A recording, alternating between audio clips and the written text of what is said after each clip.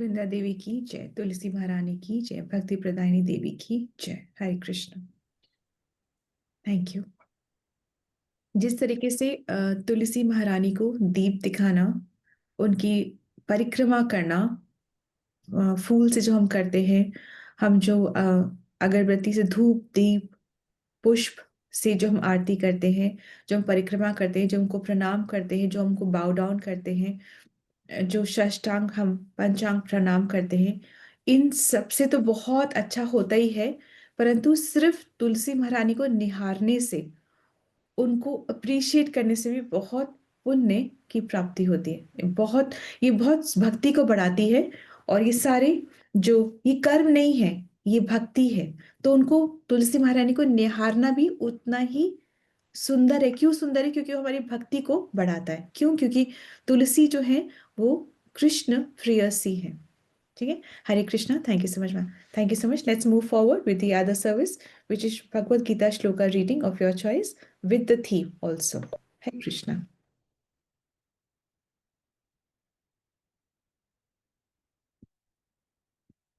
Hare Krishna. Whose service is it today? माता जी, योगिता माता जी। Okay. Yogita Mataji. Yes, Yogita Mataji.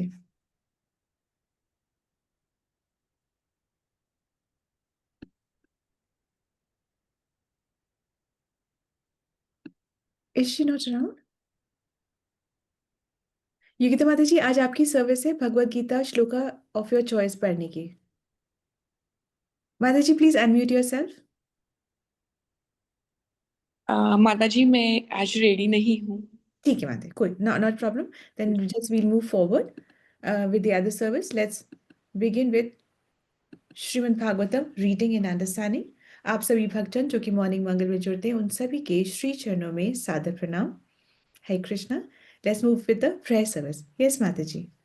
हरे कृष्णा माता जी, सबको कृष्ण धन्यवाद। माता जी, दंड प्रणाम। ओम नमो भगवते वासुदेवाय। ओम नमो भगवते वासुदेवाय।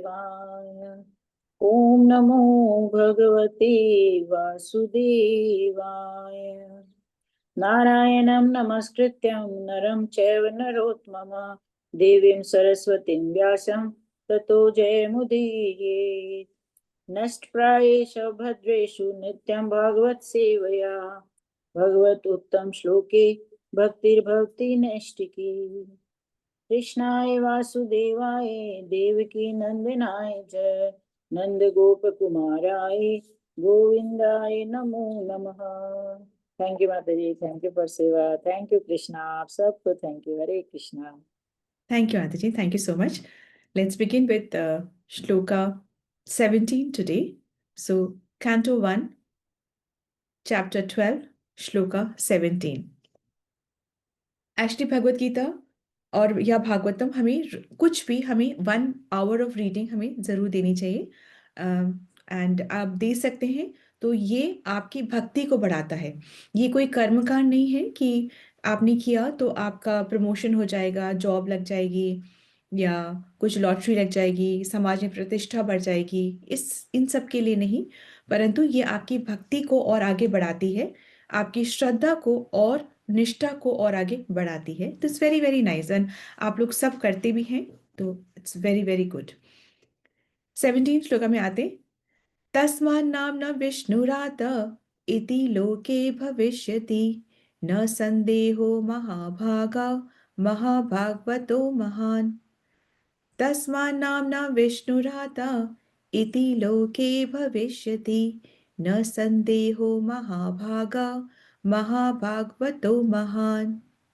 हिंदी ट्रांसलेशन। कारण यह बालक संसार में विष्णु रात भगवान द्वारा रक्षित नाम से विख्यात होगा। हे महाभाग्यशाली, इसमें कोई संदेह नहीं है कि यह बालक महाभागवत उत्तम कोटि का भक्त होगा और समस्त गुणों से संपन्न होगा।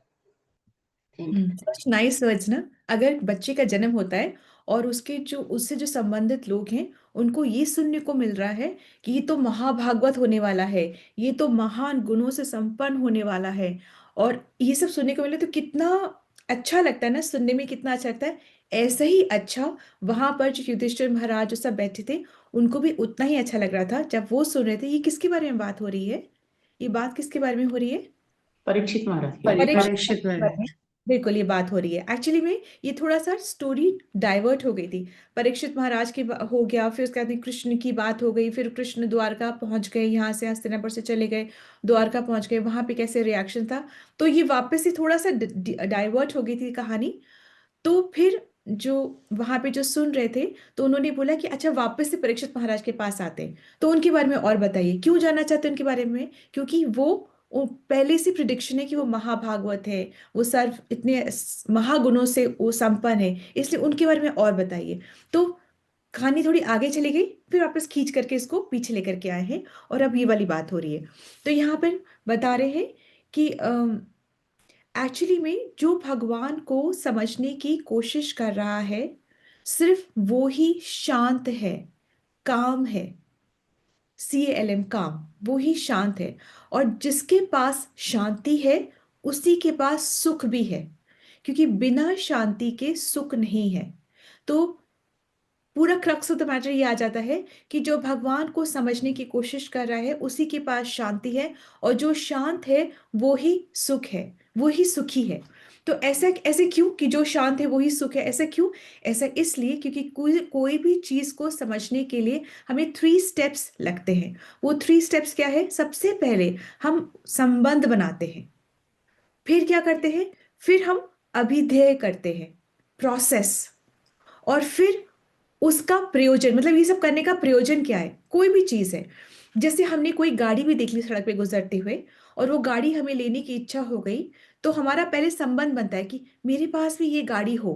एक मटेरियल एग्जाम्पल है ये, मेरे पास भी ये गाड़ी हो, ये हमने मेरे पास एक संबंध बनाया कि गाड़ी मेरी हो, संबंध बनाया, या मैं इस गाड़ी का मालिक हूं, या मैं इस गाड़ी में ट्रैवल कर सकूं, तो हमने एक संबंध बनाया। उसके बाद में क्या आता है? सेकंड स्टेप क्या आता है? अभिधेय। अभिधेय मतलब एक प्रोसेस, एक उसको पाने का एक प्रोसेस है। प्रोसेस कैसे? FD ब्रेक कराएंगे, या मेरे पास पैसे हैं, या लोन लेंगे, जो भी प्रोसेस है वो प्रोसेस होता है। और फिर थर्ड स्टेप क्या होता है? थर्ड स्टेप क्या होता है? प्रयोजन, कि इसका फिर होगा क्या?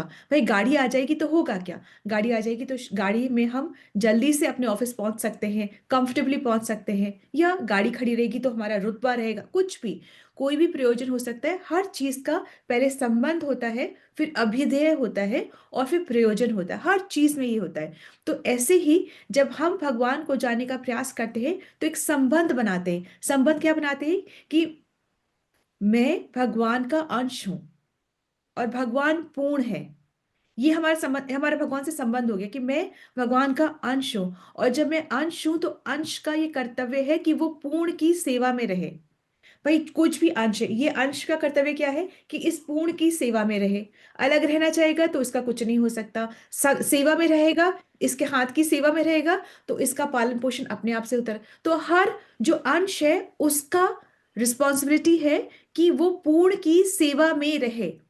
तो हम अंश हैं तो हम पूर्ण की सेवा में रहे। तो अब ये जब पता चलता है तो ये पता चलता है कि भाई मैं भगवान नहीं बन सकता हूं, ना मैं भगवान हूं, ना मैं बन सकता हूं, और ना ही मुझे बनने की कोशिश भी करनी है। ये मुझे कुछ भी नहीं करना है, ना हूं, ना बन सकता हूं, और ना ही मुझे कोशिश करनी है। ठीक है?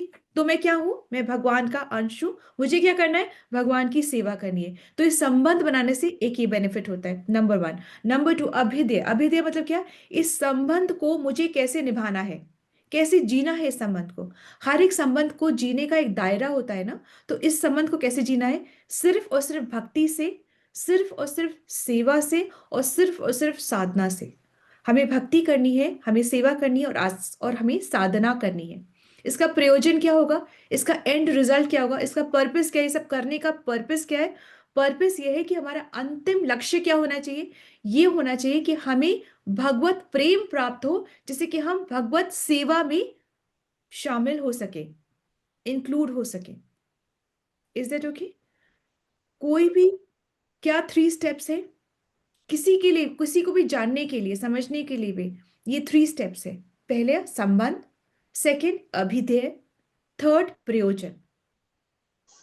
रिश्ता बनाना है, फिर उस प्रोसेस को फॉलो करना है जिससे रिश्ता निभा सके, और उस रिश्ते को निभाने से होगा क्या ये भी पता होना चाहिए, है ना। ये तीनों चीजें बहुत ज्यादा इंपॉर्टेंट है। तो जब तक हम भगवान से compete करते रहेंगे तब तक हमारा मन अशांत रहेगा, और जब तक अशांति रहेगी तब तक हमें सुख नहीं मिलेगा। तो देखिए, ऐसा है कि इस भौतिक जगत में हमें कुछ ना कुछ पाने की लालसा रहती है, या जब हम वो पा लेते हैं तो ऐसा नहीं कि हमें शांति नहीं मिलती, और मिलती है, शांति मिलती है, खुशी मिलती है, सुख मिलता है, परंतु वो लिमिटेड टाइम के लिए ही होता है। ऐसा नहीं है कि हमने एक डिग्री पा, 10th के नंबर आ गए, अब तो हम एक अचीव किया, 10th में मार्क्स अच्छे आए, मार्क्स अच्छे आ गए तो क्या हम उस मार्क्स को लेके बैठ गए, आगे नहीं बढ़े? तो नहीं, अब हम 12th की तैयारी कर रहे हैं, फिर कॉलेज की तैयारी कर रहे हैं। तो चीज को, कोई भी भौतिक चीज को प्राप्त करने के बाद खुशी मिलती है, शांति मिलती है, परंतु लिमिटेड टाइम के लिए, फिर दूसरी इच्छा तब पनप जाती है। तो ऐसी क्या है जो कि हमें शाश्वत सुख या शाश्वत शांति दे सकता है? वो है चरण, कृष्ण चरण की प्राप्ति, सरेंडर। ये हमें शाश्वत शांति दे सकता है। इसका मतलब क्या होता है? इसका मतलब ये होता है कि उसको प्राप्त करने के बाद किसी और वस्तु की इच्छा न हो, ठीक है। ये होता है इटर्नल हैप्पीनेस, ये शाश्वत खुशी है। तो अब हम यहां पे देखते हैं, तस्मात् नामना विष्णुराता। तस्मात् मतलब इसलिए, लिखा हुआ है यहाँ पे, वर्ड का मीनिंग दिया है, इसलिए। इसलिए किस लिए? क्योंकि भगवान ने परीक्षित की रक्षा करी, इसलिए इनका नाम विष्णुरात होगा, ऐसा कहा गया, प्रिडिक्शन हुआ, विष्णुरात होगा। विष्णुरात का मतलब होता है कि भगवान विष्णु द्वारा जिसकी रक्षा हुई। एक्चुअली ऐसा है कि भगवान सबकी रक्षा करते हैं, सबकी रक्षा करते हैं, सबका पालन पोषण करते हैं, पर जो शुद्ध भक्त होते हैं उनका खुद से करते हैं। बाकी सबका होता है, भगवान की जो भौतिक एनर्जीज हैं उनसे सबका पालन पोषण होता है, परंतु जो शुद्ध भक्त होते हैं, जो भगवान के चरणों में शरणागत होते हैं, उनका क्या होता है? उनका क्या होता है? भगवान खुद स्वयं से स्वयं रक्षा करते हैं। और ये एज अ, हम जब भक्त है ना, डिवोटी, ये हमें रियलाइज होता है, हर दिन, हर पल, हर क्षण ये रियलाइज होता है कि यहाँ तो कृष्ण का हाथ है, यहाँ तो ही इज टॉकिंग, यहाँ तो he is listening to us, ये बात है। और ये रियलाइज कौन, ये बात सबके लिए है, परंतु रियलाइज कौन करे? जो भक्त है, जिसको प्रेम है, जिसके अंदर प्रेम विकसित हो रहा है भगवान के लिए, वो ही चीज को रियलाइज करता है। वरना उसको बहुत भांति भांति के एक्सक्यूजेस रहते हैं, मेरी वजह से हुआ है, मैंने मेहनत करी है, ऐसा, मेरा परिवार, मेरे रिसोर्सेज, मेरा बैंक बैलेंस, उसकी वजह से ये सब हो रहा है, परंतु पीछे क्या है? भगवान की कृपा छिपी होती है। तो तस्मान नामना विष्णुरात मतलब इसलिए, किस लिए? कि भगवान ने इनकी रक्षा करी, इसलिए इनका नाम विष्णुरात होगा। न संदेहो महाभागा महाभागवतो महान। न संदेहो, यहाँ पे किसको कहा जा रहा है? कि हे युधिष्ठिर, आप इसमें, महाराज आप इसमें बिल्कुल भी तनिक भी संदेह मत कीजिए कि ये महाभागवत होंगे, ये समस्त गुणों से संपन्न होंगे, इसकी आप बिल्कुल भी संदेह या डाउट बिल्कुल भी आप मत करिए, ठीक है। एक्चुअली में तीन तरीके के, यहाँ पे हम आगे पढ़ते हैं तो होता है कि तीन तरीके के, इसको हम थोड़ा सा पढ़ते हैं तब आपको अच्छे से समझ में आएगा। भगवान समस्त जीवों को सुरक्षा प्रदान करते हैं, सबको, सबको, in any kind of body, जो भी जीव है सबकी सुरक्षा भगवान करते हैं, क्योंकि वे सर्वोपरि नेता है। वैदिक स्तोत्र इनकी पुष्टि करते हैं कि भगवान समस्त पुरुषों में परम पुरुष है। इन दो, ये बार बार बार बार क्यों बताते हैं कि ऐसा ऐसा? ये पता है हमें, परम पुरुष है भगवान, ये बार बार बार बार अभी भी बताए जा रहे। कैंटो 1 के हम इतना दूर है फिर भी बता रहे, क्यों बता रहे बार बार? क्योंकि इसलिए बताते हैं क्योंकि अगर कोई भी ऐसी किताब खोले और किताब खोल के इधर से पढ़ना शुरू कर दे तो उसको वहां पे भी भगवान के लिए श्रद्धा उत्पन्न हो जाए, और हमारे लिए बार बार बार बार बार बार वही बात को हम रिपीट मोड में सुनते हैं, तो हमें वो बात हल्की सी एंटर करती है अंदर। पहले तो मुझे लगता है हमारे लिए नहीं, ये तो दूसरों के लिए जो भक्ति में ना इतना ज्यादा, हम तो इतना हमें कितने काम हैं, हम थोड़ी ना ऐसे भक्ति कर सकते हैं। हमें पढ़ना भी है, लिखना भी है, कमाना भी है, फैमिली भी है, हमारा समाज भी है, वहां भी हमें देखना है, कितनी रिस्पॉन्सिबिलिटीज हैं। तो ये तो जो भक्ति कर रहा है ना, उसके लिए, हमारे लिए नहीं है। पर जब हम बार बार सुनते हैं तो हमें लगता है नहीं, हमारे लिए है, बाकी चीजें हमारी ड्यूटी है। ये तो प्रेम डेवलप करने के लिए इसको हम बार बार सुनना जरूरी है। ठीक है, तो अर्थात भगवान अन्य समस्त जीवों का पालन करने वाले हैं और उन्हें जान लेने से ही शाश्वत शांति प्राप्त की जा सकती है। भगवान को जानने से ही शाश्वत मतलब इटर्नल जो पीस है वो मिलती है। ये कहाँ गया गया है, कोई आप और मैं नहीं बोल रहे, ये कठोपनिषद में ऐसा कहा गया है। ऐसी सुरक्षा उनकी विभिन्न शक्तियों द्वारा विभिन्न कोटि के जीवों को प्रदान की जाती है। समझ गए इस बात को, कि भगवान जो शुद्ध भक्त है उसके लिए खुद आते हैं, और बाकी जो बद्ध जीव हैं उनके लिए भी जो भगवान की जो शक्तियां हैं उनको उनके द्वारा उनका पालन और पोषण होता है। Is it okay? किंतु जहां तक उनके अन्य भक्तों का संबंध है, वे व्यक्तिगत रूप से उन्हें सुरक्षा प्रदान करते हैं। अतएव महाराज परीक्षित की रक्षा अपनी माता के गर्भ से प्रकट होते ही भगवान द्वारा शुरू हो गई थी। भगवान ने उनको बचा करके एज अ गिफ्ट दिया, भगवान ने उनको बचा करके एज अ गिफ्ट दिया। अतः क्योंकि उनकी भगवान द्वारा विशेष रूप से सुरक्षा की गई थी, अतः इससे संकेत मिलता है कि यह बालक समस्त उत्तम गुणों से संवित महाभागवत निकलेगा। भक्तों की 3 कोटियां होती हैं, कह रहे ये महाभागवत निकलेगा। और एक्चुअली भक्त जो होते हैं वो 3 प्रकार के होते हैं। ये कौन कौन से 3 प्रकार होते हैं? एक होता है कनिष्ठ अधिकारी, मतलब कनिष्ठ भक्त, मतलब ये सबसे लोअर कैटेगरी के भक्त होते हैं। ये क्या कहते हैं, ये जो बताया गया वो करते हैं पर अभी प्रेम डेवलप नहीं होता, अभी हम भी उसी लेवल पर हैं, तो इसमें ऐसी कोई बात नहीं है। तो परंतु हम टारगेट तो करते हैं कि हम इससे बेटर लेवल के बने। तो ऐसे जो कनिष्ठ भक्त होते हैं वो मंदिर में पूजा सेवा अर्चना सब करते हैं, पर अभी वो प्रेम डेवलप नहीं हुआ है हृदय में। ठीक है, ये कनिष्ठ भक्त होते हैं। इससे क्या उच्च उच्च कोटि के होते हैं, मध्यम अधिकारी होते हैं, ये मध्यम भक्त होते हैं। ये क्या करते हैं, ये भगवान को, गुरु को, भक्तों को और निर्दोष जो जीव होते हैं, इनोसेंट जो लिविंग बींग्स होते हैं, उनसे प्रेम करते हैं और पापियों से दूर रहते हैं। Is that okay? मध्यम क्या करते हैं, हमें मध्यम तक तो एटलीस्ट टारगेट करना चाहिए ना, कि मध्यम क्या करते हैं, वो भगवान से प्रेम करते हैं, गुरुजन से प्रेम करते हैं, भक्तों से जो दूसरे भक्त हैं उनसे प्रेम करते हैं, और जो निर्दोष जीव है ना उनसे भी वो प्रेम करते हैं, और जो पापी हैं उनसे वो दूर रहते हैं। ऐसे नहीं कि हाँ हम तो सबसे प्रेम करें, इसमें तो भगवान है, वो नहीं, पापियों से दूर रहते हैं। तो पापियों से दूर रहने के लिए पहचान भी तो होनी चाहिए, पापी है कौन। पापी मतलब जो कि भक्त नहीं है, वो अपनी ही इंद्रिय तृप्ति में लगा हुआ है, अभी अज्ञानता में है, उनसे थोड़ा सा डिस्टेंस बना करके रहते हैं। ठीक है, अन्यथा क्या होगा, भक्ति तो कोमल ही होती है ना, फिर वो हम भी उन जैसे ही मिनटों में बन जाते हैं। ठीक है, थर्ड कैटेगरी, फर्स्ट कैटेगरी में क्या आता है, ये जो थर्ड सेकंड, अब फर्स्ट कैटेगरी में कौन सा आता है, ये होते हैं उत्तम भक्त, इनको महाभागवत कहते हैं। और इसी यही कह रहे हैं कि परीक्षित महाराज भी महाभागवत बनने वाले हैं, महाभागवत। ठीक है, तो गर्भ में ही भगवान ने इनको बचा लिया। ऐसे ही गर्भ में ही, और भी किसी ने सुनी क्या श्रीमद् भागवतम, गर्भ में किसी ने श्रीमद् भागवतम सुनी थी क्या? प्रहलाद महाराज। प्रहलाद महाराज ने, बिल्कुल। तो उनकी माता का क्या नाम था, प्रहलाद महाराज की माता का क्या नाम था? याद कयादु, बिल्कुल प्रयातु। ठीक। उनकी, और पिता का नाम हिरण्यकश्यप। हिरण्यकशिपु, हाँ ठीक है। हिरणाक्ष नहीं, हिरण्यकशिपु, आपने सही बोला है, मैंने आपको बस ऐसे जस्ट ऐसे बोला है।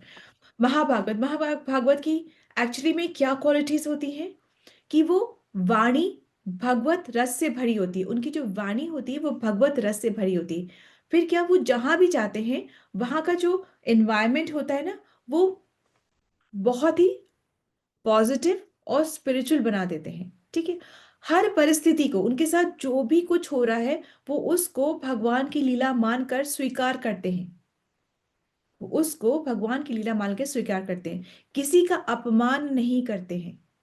और क्या, उनका जो हृदय होता है वो कृष्ण प्रेम से भरा हुआ होता है, एकदम पिंक, एकदम प्रेम से भरा हुआ होता है। और जब हम ऐसे महान भागवतों से भगवान के बारे में सुनते हैं तो एक्चुअली में क्या होता है, ये श्रद्धा ट्रांसफर होती है, ये जो प्रेम होता है ना वो ट्रांसफर होता है। ऐसे ही बर्थ नहीं लेता, ऐसे ही नहीं आ जाता है। इतना माया से ढका होता है ना, तो माया से जो ढका हुआ है वो कवरिंग कैसे हटती है, जब हम श्रवण करते हैं। और किससे श्रवण करते हैं, उससे जिसको कि अटूट प्रेम है, अटूट श्रद्धा है, जो महाभागवत है। अगर हमें वैसा फॉर्चून मिल जाए तो फिर हमारा जो जीवन है वो बिल्कुल परफेक्शन ही है। ठीक है, तो इस तरीके से अब हम नेक्स्ट में आते हैं। अब ये सब सुन करके ना जो युधिष्ठिर महाराज है बहुत प्रसन्न हो जाते हैं, और प्रसन्न होने के बाद में फिर वो प्रश्न करते हैं। अब क्या प्रश्न करते हैं, वो इस वाले 18 श्लोका में है। श्री राजो उवाच अपयेष वंशयान राजऋषीन् पुण्य श्लोकान् महात्मना अनुवर्तित स्विद स्विद यशसा साधुवादेन सत्तमा। श्री राजो उवाच। श्री राजोवाचा मतलब कि श्री मतलब उत्तम, मतलब उत्तम राजा युधिष्ठिर ने कहा। श्री राजो उवाच अपयेष वंशयान राजऋषीन् पुण्य श्लोकान् महात्मना अनुवर्तिता स्विद यशस साधुवादेन सत्तमा। यस माता जी। हाँ जी। उत्तम राजा युधिष्ठिर ने पूछा, हे महात्माओं, क्या ये बालक इस महान राजवंश में प्रकट हुए अन्य राजाओं की है की तरह राजश्री पवित्र नाम वाला उतना ही विख्यात तथा अपनी उपलब्धियों से महिमा मंडित होगा? तो इसमें अब उनको एकदम से एक्साइटमेंट हो रही है, बहुत एंथुजियाज्म भी है, और वो कुछ प्रश्न कर रहे हैं। वो क्या प्रश्न कर रहे हैं, अब अपेश वंशयान मतलब कि क्या ऐसा होगा, रियली में क्या ऐसा होगा, कैसा होगा। वंशयान के अपने जो वंश, जो इनका जो कुरु वंश है, वहां पर जो राजा ऋषि हुए, जिनका कि पुण्य श्लोकान मतलब जिनका नाम लेने मात्र से ही मनुष्य पवित्र हो जाता है, जो कि इनके वंश में महात्मा हुए। अनुवर्तिता, क्या उनका ये अनु मतलब उनको ये फॉलो करेगा, उनका अनुसरण करेगा। साधुवादेन सत्तमा, सत्तमा किसको कहा गया, हे ब्राह्मणों, ब्राह्मणों से क्वेश्चन पूछ रहे हैं ना, क्योंकि वो बता रहे हैं। तो हे ब्राह्मणों, आप ये बताइए कि क्या ऐसा सच में होगा कि जो वंश में, जो कुरु वंश में जो पुण्य श्लोकान हुए हैं, मतलब कि जिनका कि नाम लेने से मनुष्य पवित्र हो जाते हैं, जो कि महात्मा जन हुए हैं, क्या ये उनका फॉलोअर बनेगा। फॉलोअर बनने से क्या मतलब है कि जैसे गुरु वैसे ही फॉलोअर। ऐसा नहीं कि मतलब गुरु तो कुछ कर रहा है और शिष्य कुछ कर रहा है, ऐसा नहीं। फॉलोअर मतलब कि एग्जैक्टली वैसा ही कार्य करेगा। मतलब कि ऐसा होता है ना कि क्या हमारा ये वंश का नाम ऊंचा लेके जाएगा, नंबर वन। क्या ऐसे कभी होता है ना कि कभी अगर जैसे साधुओं का परिवार है या ब्राह्मणों का परिवार है, उसमें कोई एकदम से किसी का जन्म हो जाए और वो बहुत अलग अलग तरीके से हरकतें करने लगे, कि वो मांस मदिरा खा रहा है, शराब पी रहा है, जुआ खेल रहा है, तो ऐसे कहा जाएगा ना कि हमारे तो वंश में किसी ने ऐसा किया ही नहीं, कि पता नहीं ऐसे कैसे कर रहा है। ठीक है, ऐसा कहा जाता है। तो इसलिए वो पूछना चाह रहे हैं कि क्या जैसा पहले राजाओं ने, महात्माओं ने किया, वैसा ही ये फॉलो करेगा, मतलब अलग तो नहीं चला जाएगा, ये वैसे ही करेगा। तो ऐसे पूछना चाह रहे हैं। तो कह रहे हैं कि क्या वो अपने यश के द्वारा उसका साधुवाद होगा, मतलब जैसे कहते हैं ना कि आपका साधुवाद है, मतलब कि आपका ग्लोरिफिकेशन है, आपकी जय हो उसकी, उसके यश की वजह से होगी ना। और यश भी वही होगा ना जो कि पहले कुरुवंशियों ने यश कमाया हुआ है, उसी उसी को फॉलो करेंगे ना वो। तो इस तरीके से वो पूछ रहे हैं। इसमें कुछ हिडन क्वेश्चंस भी हैं। हिडन क्वेश्चन क्या है, वो पूछना ये भी चाह रहे हैं युधिष्ठिर महाराज कि महाभागवत तो होगा, समझ में आता है, तो क्या ये गृहस्थ महाभागवत होगा या विरक्त महाभागवत होगा। ऐसा तो नहीं होगा कि सब कुछ छोड़ छाड़ के चला जाएगा। भाई भागवत हुआ तो अपनी रिस्पॉन्सिबिलिटीज को छोड़ करके वो चला जाएगा और तपस्या करने लग जाएगा, ऐसी बात होगी क्या, कि ये गृहस्थ रहेगा। क्योंकि वो ये भी पूछना चाहते हैं क्या ये राजऋषि बनेगा। राजऋषि का मतलब ये होता है कि वो राजा बनेगा, वो शादी करेगा, वो संतान उत्पन्न करेगा, संतान को ऐसी शिक्षा देगा जो आगे राज्य को आगे ले जा सके। ठीक है, ये पूरी सारा रिस्पॉन्सिबिलिटी होती है राजा की। तो वो पूछना चाह रहे हैं कि ये कैसा महाभागवत बनेगा, गृहस्थ या फिर विरक्त, कैसा बनेगा? ये शादी करेगा ना, ये संतान उत्पन्न करेगा ना, और ऐसी संतान उत्पन्न करेगा जो कि धर्म की स्थापना करे, ऐसा करेगा ना? तो ये किससे पूछ रहे हैं? सत्तमा ब्राह्मणों से ऐसा पूछ रहे हैं। ठीक है, और एक्चुअली में पांडव भी ये सारे ये सारे इतना इनको प्रिविलेज प्राप्त है, फिर भी जब ये गुरुकुल गए तब इन्होंने ऐसा नहीं कि गुरुकुल में ये अलग से इनका ट्रीटमेंट हो रहा था, ऐसा कोई बात नहीं थी। गुरुकुल जाने पर भी उन्होंने स्ट्रिक्ट डिसिप्लिन को फॉलो करा था, उनका बहुत ही कठोर जीवन रहा। उन्होंने तभी भी भिक्षा मांगकर ही वो लेकर के आए। भिक्षा मांगना क्यों इतना इंपॉर्टेंट हो जाता है? इससे ह्यूमिलिटी आती है, इससे ह्यूमिलिटी आती है। नहीं तो यही रहता है ना कि हम किसी से नहीं मांगते, हम किसी के आगे हाथ नहीं फैला रहे, हम किसी से नहीं पूछ रहे। यही एक हमारे अंदर एक अहंकार रहता है, इसको नष्ट करता है ह्यूमिलिटी। इसको नष्ट करता है कैसे? जब हम बहुत हम्बल स्टेट में मांगते हैं। ठीक है, अपने लिए नहीं, गुरु के कारण, भगवान के लिए। ठीक है, जब हम मांगते हैं तो वो ह्यूमिलिटी हमें लाता है। तो बहुत कठोर मार्गदर्शन में रहे पांडव भी। कठोर मार्गदर्शन का मतलब क्या होता है? ये मतलब होता है स्ट्रिक्ट डिसिप्लिन में रहे। ये क्यों जरूरी था? क्योंकि जब ब्रह्मचर्य जीवन हम जी रहे होते हैं तब इंद्रिय तृप्ति करना बहुत जरूरी होता है। इंद्रियों को संयम में रखना बहुत जरूरी होता है। संयम से बोलना, संयम से खाना, संयम में सुनना, संयम में देखना। ऐसा नहीं कि राज्य परिवार से तो तुम कुछ भी देखो, कुछ भी बोलो, कुछ भी सुनो, ऐसा नहीं।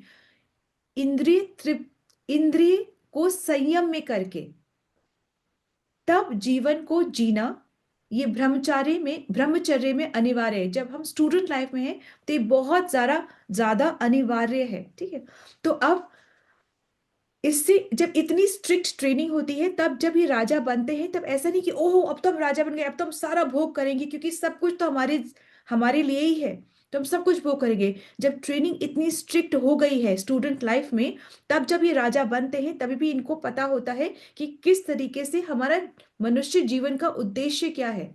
उद्देश्य क्या है?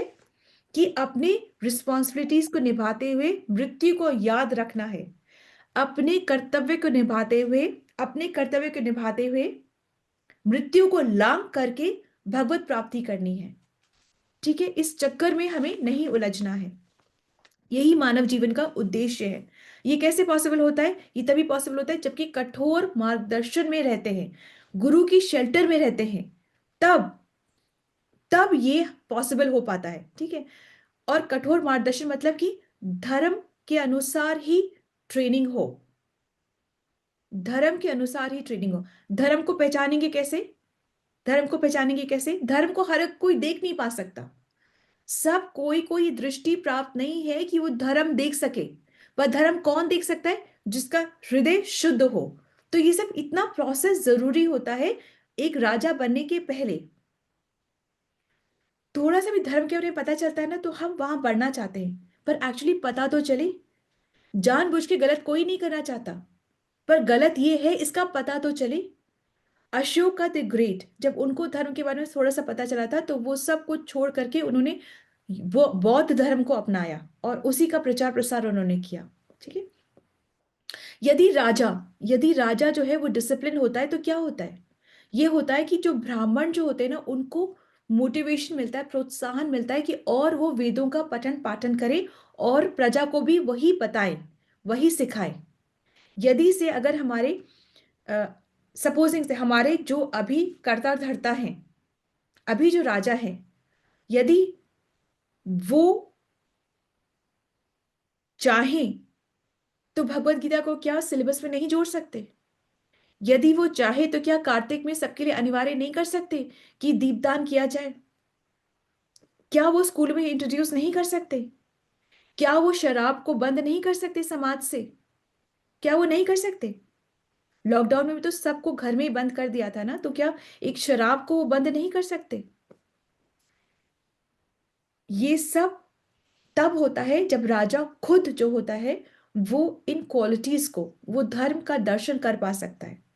जब वो भक्ति में अग्रसर होता है तभी वो ये सब कर सकता है। तो ये सब क्या होते हैं? ब्राह्मणिकल काउंसलिंग होती है।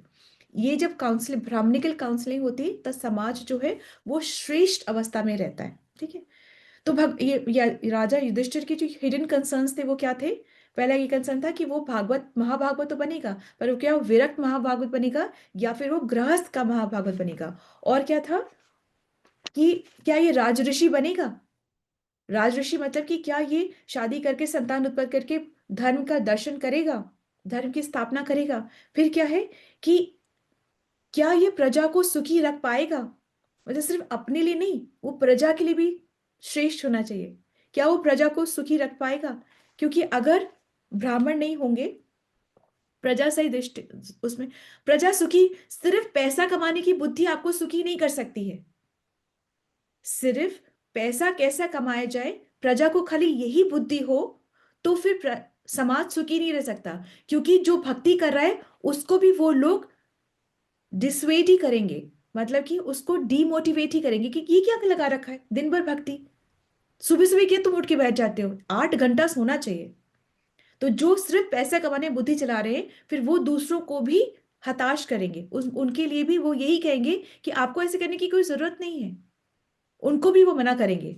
तो फिर फोर्थ क्या हो रहा है, उनको एंथुजियाज्म हो रहा है कि वो सोच रहे हैं कि मैंने तो बहुत निष्ठा से राज्य किया है, तो ये क्या आने वाला भी उसी निष्ठा से राज्य करेगा, है ना? तो आपको पता होता है कि बातें सही है और आप उसको फॉलो करते हो, और फॉलो करना बहुत डिफिकल्ट है, सही को फॉलो करना बहुत डिफिकल्ट है।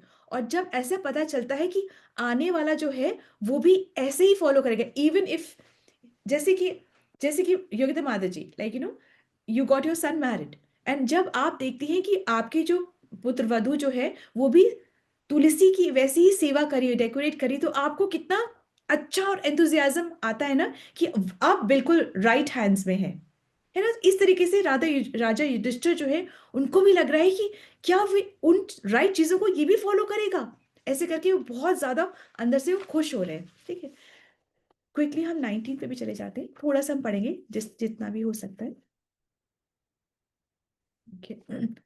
ब्राह्मण उच्चु पार्थ प्रजाविता साक्षात् इक्ष्वाकुर इव मानवा ब्रह्मण्य सत्य संधश्च रामो द रामो दाशरथिरा यथा।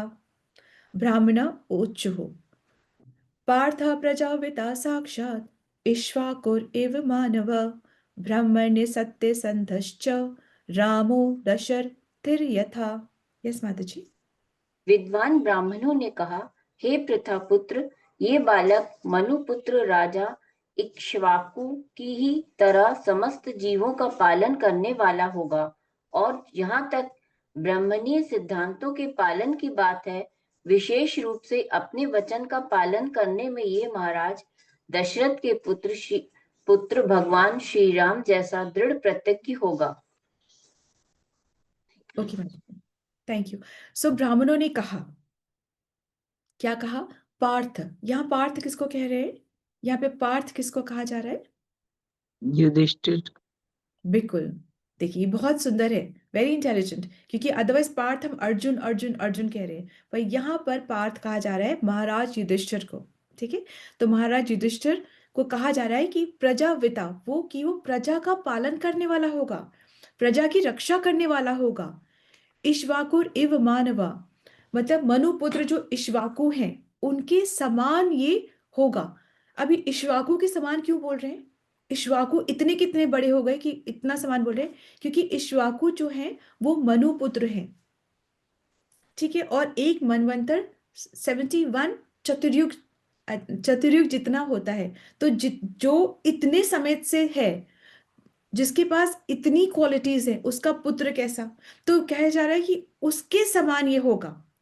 ठीक है, ब्राह्मण्य मतलब ब्राह्मणों का हितकारी होगा। सत्य संघर्ष मतलब वो सत्य संकल्पी होगा, कि जैसे अगर कोई संकल्प कर ले कि मैंने ये करना है, तो वो करके ही रहेगा। ऐसा सत्य संकल्पी रामो दशरथिर यथा। मतलब ये महाराज दशरथ के पुत्र भगवान राम जैसा दृढ़ प्रतिज्ञ सत्य संकल्पी होगा। कोई भी संकल्प हम लेते हैं ना, चाहे भी हमने कार्तिक में संकल्प लिया था, आसान नहीं था किसी के लिए भी, I know it very well, बिल्कुल भी किसी के लिए आसान नहीं था। और माया तो उसको बिल्कुल पीछा छोड़ती नहीं है। जो भी संकल्प ले तो ले कि मैं ये करूंगा, बस माया उसी के पीछे लग जाती है। कभी प्रलोभन से, कभी बुद्धि भ्रष्ट हो जाती है, कभी व्यवस्था ऐसी हो जाती है, सर्कमस्टांसेस ऐसे हो जाते हैं, घर में कुछ मनमुटाव हो जाता है, कोई कुछ कह देता है, हमें बहुत बुरा लग जाता है, हमें लगता है अब हम नहीं करेंगे। बहुत माया बहुत ज्यादा प्रताड़ित करती है, ठीक है। पर उन सब को पार करके सत्य संकल्पी कौन है?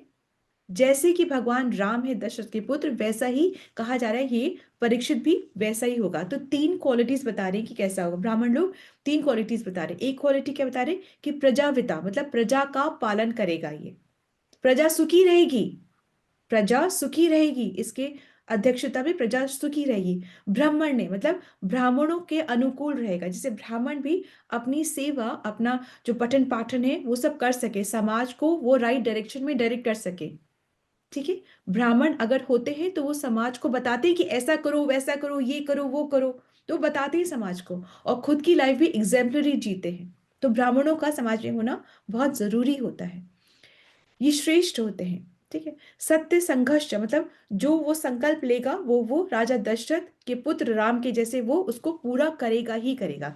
तो इस तरीके से बताते हैं। हम थोड़ा सा पढ़ लेते हैं, इसमें वापस से फिलॉसफी आ रही है, हम थोड़ा सा इसको पढ़ते हैं, just for first few lines. I will stop you माता जी। यस माता जी, प्लीज कैरी ऑन।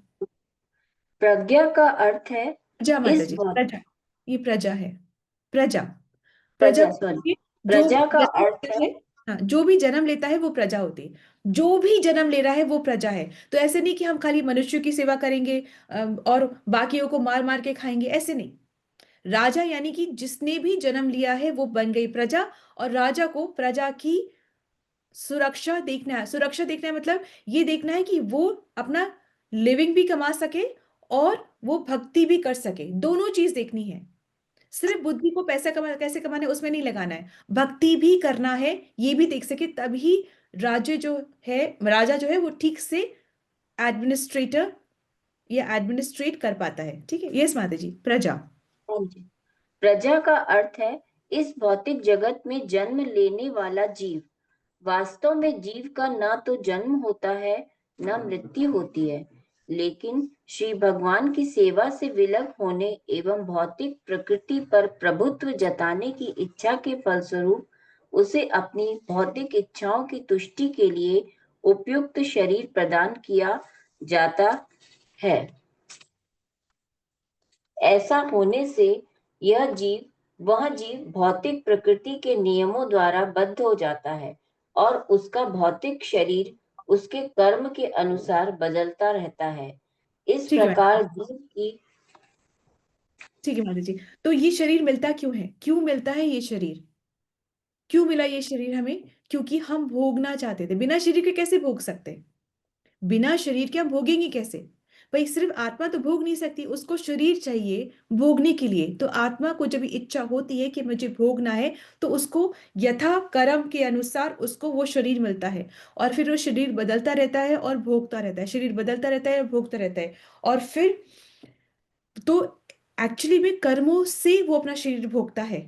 और अगर अभी भी मनुष्य जीवन में आ करके मांस खाने की बहुत ज्यादा इच्छा रहती है, तो फिर अगला शरीर हम खुद ही डिसाइड कर लेते हैं हम क्या बनेंगे, ठीक है। तो जिस तरीके से हम अपना शरीर खुद ही डिसाइड कर लेते हैं कि हमको अगले शरीर हमें कौन सा मिलेगा, पर यदि से भगवत कृपा हो जाती है, भक्तों की कृपा हो जाती है, वैष्णवों की कृपा हो जाती है, और हमारा कोई बहुत ही पुण्य संचित कर्म आड़े आ जाता है, तो क्या होता है? तो हमें भगवत प्राप्ति हो जाती है, हमें भक्तों का संग मिल जाता है, और हमारा एक इच्छा होती, इच्छा भी आसानी से नहीं होती है, इच्छा होती है कि हम भक्ति कर पाए, और फिर ऐसे स्टेप बाय स्टेप हम भक्ति में दृढ़ हो जाते हैं, ठीक है, इस तरीके से। और ये सब इसलिए बार बार रिपीट करा जाता है क्योंकि अगर कोई भी यहीं पर आकर के अपना ध्यान लगा रहा है, जैसे इस वाले श्लोका में 19 श्लोका में आकर के उसने खोला और ध्यान लगाया, तभी भी उसको शॉर्ट में ही जो कॉन्सेप्ट है वो समझ में आ जाए, शॉर्ट में ही जीवन को जीना कैसे वो समझ में आ जाए, ये समझ में आ जाए कि मैं आत्मा हूँ, शरीर अलग है और भोग की इच्छा की वजह से ये शरीर मिला गया है, तो अब इच्छा क्या करनी है। ये जीवन तो हम एटलीस्ट कृष्ण को दे सकते हैं ना। और कृष्ण ने ये तो कहा ही नहीं कि अपने कर्तव्य को छोड़ दो, परंतु कर्तव्य को इस तरीके से निभाओ कि सब कुछ कृष्णमय बन जाए। तो एक्चुअली वर्क और लाइफ बैलेंस होता ही नहीं है, लाइफ को ऐसे बनाओ कि वो स्पिरिचुअलाइज हो जाए, भौतिक कुछ रहे ही ना जीवन में। यदि आप अपने बच्चे को भी सर्व कर रहे हैं तो वो भी आप ये देख के सर्व करें कि वो एक डिवोटी है, आप उसको सर्व कर रहे हैं।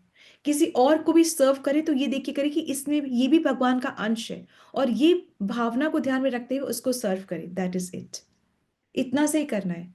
तो कोई भी ड्यूटी जहां पर है, हर एक को वृंदावन जाके बसने की जरूरत नहीं है। हम जिस भी अवस्था में जहां पर भी है वहीं पर हमें ब्लॉसम करना है। That is it. ये परिस्थिति हमें दी गई है, इसको छोड़ के नहीं भागना है, क्योंकि फिर हमको वापस मिलेगी परिस्थिति। इसको हमें पेशेंटली टॉलरेट करके अपने गोल को समझ के आगे बढ़ना है। तो किसी भी परिस्थिति से भागना नहीं है, अभक्तों से बचना जरूर है, वह परिस्थिति से नहीं भागना है। ठीक है, Hare Krishna, this is the understanding from today shloka. हमने 1.12.19 तक कर लिया है। ठीक, कल हम 20 में जाएंगे। हरे Krishna. So Mataji has a story today, or Mataji, do you have a story today, or we end the session with End the session, Mataji. Hare end the Krishna. session? Okay, Mataji. ठीक है Mataji. Thank you so much, Mataji. So let's start with Mangal. मैं मेरा श्लोक ले सकती हूँ, सेवा ले सकती हूँ। अच्छा हाँ, ठीक है माताजी, ले लीजिए। अध्याय 3 कर्मयोग, श्लोक 6।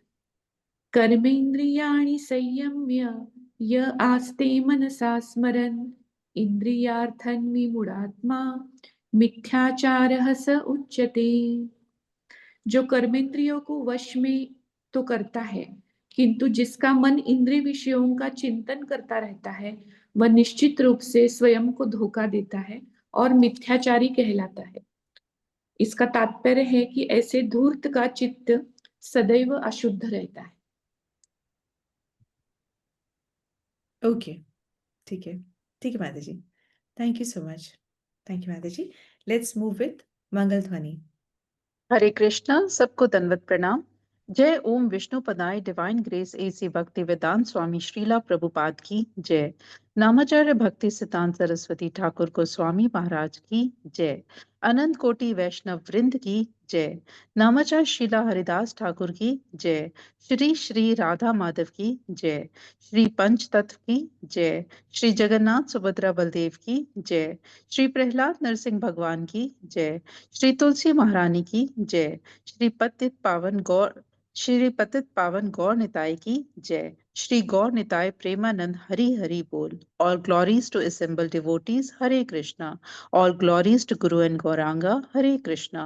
All glories to Srila Prabhupada, Hare Krishna.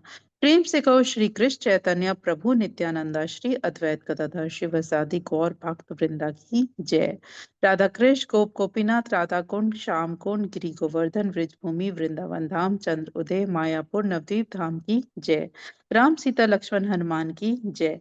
Ganga मैया यमुना मैया की जय। ट्रांसडेंटल बुक डिस्ट्रीब्यूशन की जय। महाप्रसादम की जय। हरि नाम संकीर्तन की जय। Please forgive me if I have offended anyone with my words, deeds and action.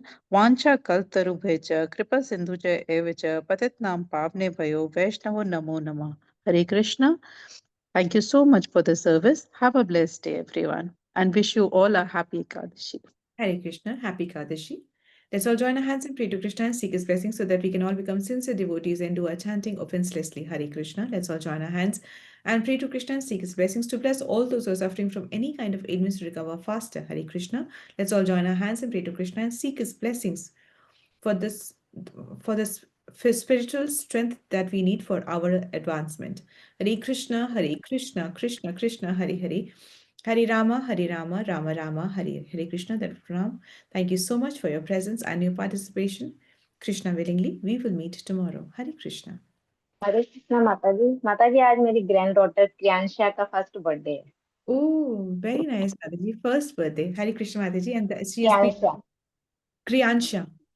क्रियांशा क्रियांशा Kyansha. Kyansha. हाँ जी इसका क्या मतलब होता है माताजी Kyansha का? माता जी Parvati Oh, very nice. Parvati Energy of Krishna. That's so nice. Beautiful, Mataji. Let's all join our hands and sincerely pray for Vanda Mataji's granddaughter, Kyansha. She is already blessed to be born in such a beautiful family where Mataji is doing her bhakti so nicely. So the blessings are already flowing to her. Let us all pray sincerely so that she can grow beautifully in this family. May she serve the lotus feet of Krishna. May she be very successful materially and spiritually both. Let's all pray for her. Hare Krishna, Hare Krishna, Krishna Krishna, Krishna Hare Hare Hare, Hare Hare Rama, Hare Rama, Rama Rama Rama Rama, Hare Hare Hare Hare. Hare Hare Krishna, Hare Krishna. Hare Krishna. Thank you so much माता जी। आप क्रियांशा बहुत lucky है कि आप सबकी blessings और प्यार से मिला। Congratulations, Vandana Mataji. Thank you so much माता जी। बहुत बहुत वंदना माता जी बहुत मुबारक हो सबको आपको। दंडवत प्रणाम, सबको दंडवत प्रणाम। हरे कृष्णा विधि माता जी आपको दंडवत प्रणाम, आप सबको दंडवत प्रणाम। हरे कृष्ण हरे कृष्ण।